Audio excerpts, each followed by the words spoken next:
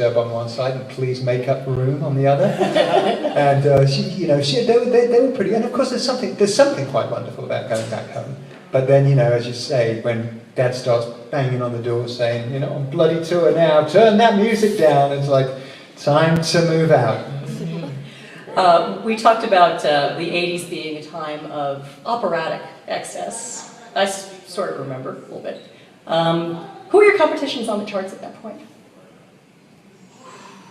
Well, I remember, let's see. In the UK there was a band called Spandau Ballet, Sure. and they were really we were rivals. They were from London. Our first singles came out within months of each other, and we kind of parlayed songs back and forth. And then there were, then we came over here. I remember coming over here and seeing how well Billy Idol was doing. Billy had moved here, and he was a solo. He was being promoted as a solo artist. We didn't really have. I remember Tiger Beat magazine. One of the first things Tiger Beat magazine wrote about us, or it might have been 16. It said Journey or Duran Duran. So are you going to stick with our old heroes' Journey? Or are you taking a fancy to the new kids on the block? They're from England and they look a little strange, but Duran Duran.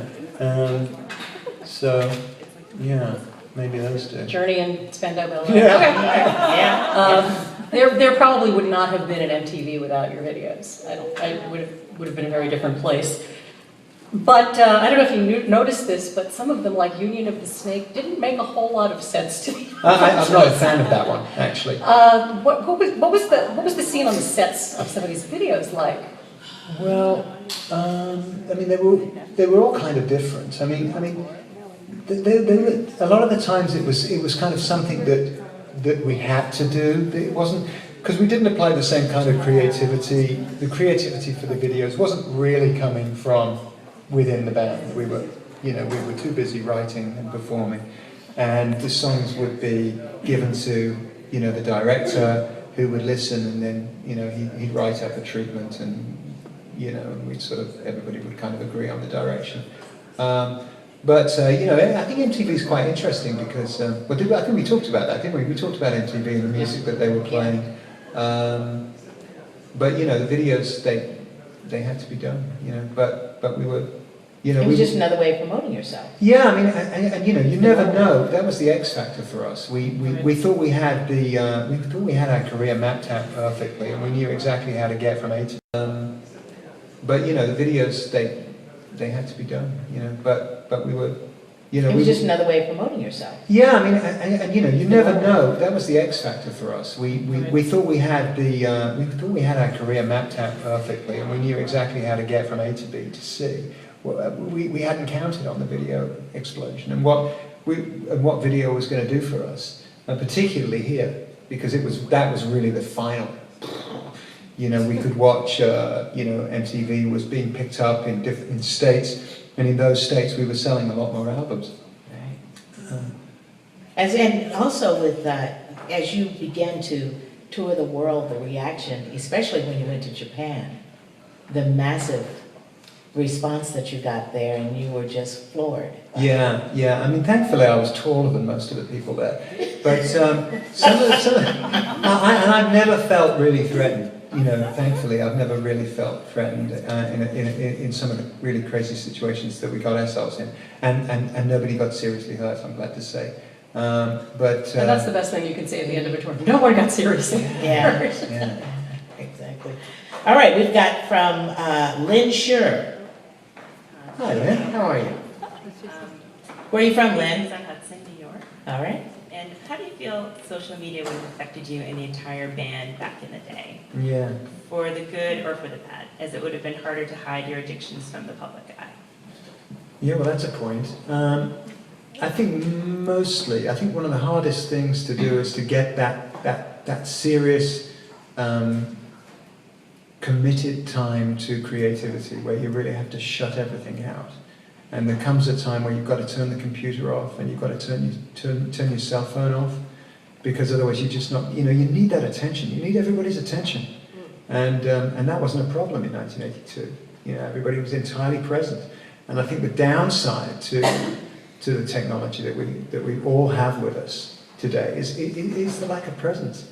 You know, and how hard it is to get people's attention. I mean, if I take my wife out for dinner, I'm lucky if I can get a few words. She's like, oh, hold on a second. You know, I mean, people are like that all the time. I mean, it's really fun in a situation like yesterday. I was flying up here from LAX. I'm sitting in the terminal. I had 45 minutes to kill, and I'm tweeting back and forth with people all around the world. And that was amazing. Yeah. But you know, you've really got to know when to turn it off. And so, I don't know, I'm not very good at turning off. So I probably would have been, hang on a second, one more tweet, one more tweet. Dr. one more, Please, one more. You said everybody was very present, and while you were writing these amazing songs, what was the writing process like? Did somebody say, I've got a phrase or an image or a bit of music? How did it go around the table? Very rarely, actually. We've got quite an unusual writing process, and which we tend to jam around on ideas. I mean, that's how we usually get our writing sessions started, and everybody's in it together, and we have a blank canvas, and we've never really encouraged anybody kind of coming in with any kind of pre-existing idea for a song. You know, we kind of like to just that creation as it comes together, that it's entirely shared. I think that's a core part of why we're still doing it, you know, because everybody still has ownership of everything that we do. That's not to say that, you know, as a session really gets underway, that, you know, one or two people can't come in. I mean, I remember seeing Save a Prayer, the genesis of that, you know, happened between Nick and Andy.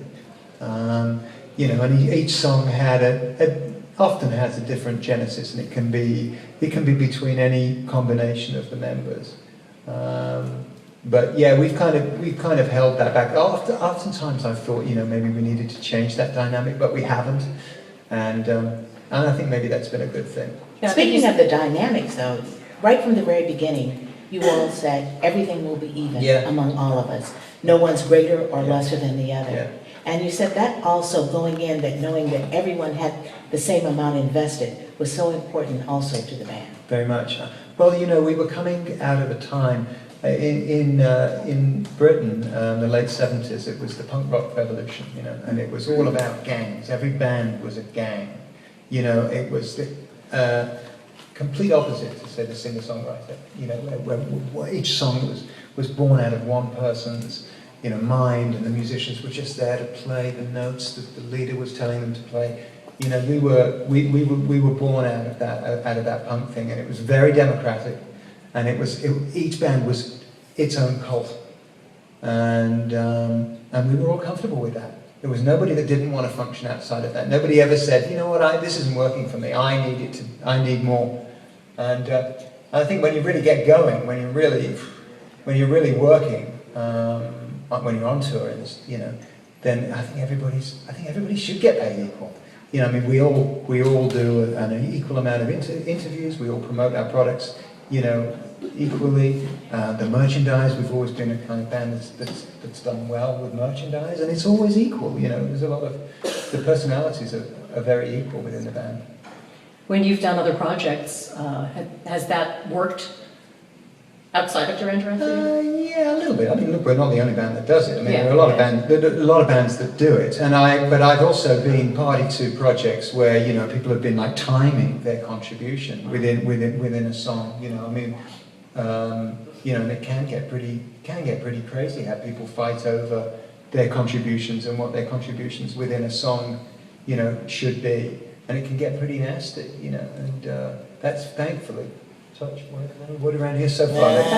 So far, that's really worked for us. That's great. All right, the doctor, Danielle. Hi, John. I'm Danielle from Memphis, New York. Between social media and your memoir, there is less of John Taylor that is private. How do you keep from revealing too much? I have to keep doing lots of really secretive stuff that nobody knows about. You should have. As he tweets around the world. Yeah.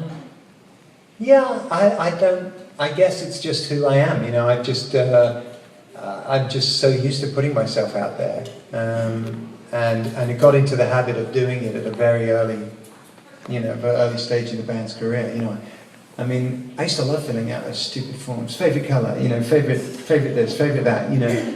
And I guess it's sort of just become, you know, and we're kind of in the oversharing age, aren't we? You know, people are beginning to share. I don't know. I mean, I worry about that myself. Is the real answer to that. I'm not exactly sure why I even did this, but you just kind of got to go with the feeling. It felt like, you know, it felt like my motivations were right, were honest, and you do it and you put it out there and you hope it can be of some use to somebody. We've been talking about how much fun everything was, Yeah. the 80s. But it turned out to be not quite so much fun after a while. What was the point at which you said to yourself, I'm no longer having a good time? Well, the third album was really difficult to make, and you know, we were traveling all over the world recording it. By the time we got that album finished, I mean, we were barely talking to each other, and there was very different ideas about where we should be going and what we'd achieved with that album.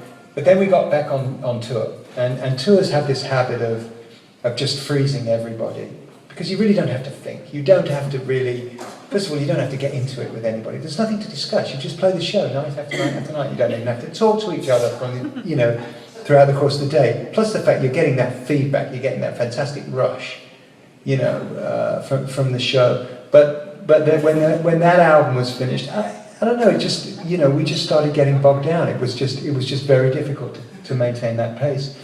And yeah, I mean, I had my own demons. I just was,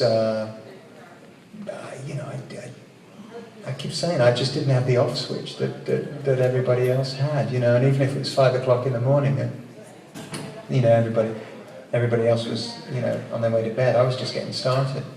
And you do that, you do that night after night after night, and then the shame starts kicking in, and then that compounds it. So it becomes like a vicious circle. But if you're on tour, you're expected to live that life, that have that constant fun. Well, that's part of it, but you know, that's the fantasy and the reality. Yeah. You know, and even now I look back, knowing what I know now, and I'll watch a documentary of the Rolling Stones, for instance. You know, now I grew up with this idea that that it was all about consumption and like Keith being so bugged up and all of this, and you actually watch these documentaries and you go, this guy's really together.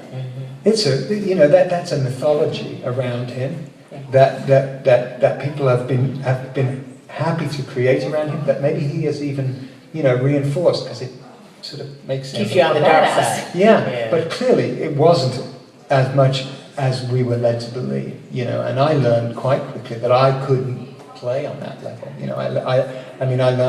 I like getting high, but I couldn't play. I lost my ability to play, and I discovered that pretty early on. So then it became, I would have to grind through shows and recording sessions, staying straight, because I knew once I started, taking drugs, then that was it. It was all over, that kind of... The joy was starting to slip away. Definitely. And it was also, it became quite competitive within the band as well, because it became a bit of a popularity contest, because we were all pin-ups and we were all getting this attention. And so there was who are the biggest cheers for, who's got most fan mail, all of that stuff, and I didn't like that. When I got sober, I went to rehab about 18 years ago, and the first thing they told me was, it wasn't your fault, it's not your fault. It's something, it's your metabolism, and it was such a relief to hear that, because I just felt like, what's wrong with me? Why am I so stupid? That was, and I think, there's a lot of people that can relate, we've all got one in our family, the one who just doesn't know how to stop. Uncle Albert just doesn't know how to put the plug in a jug. Or I say doesn't have an off switch. Yeah, there's always one, and you can be sure that one guy, that one woman that we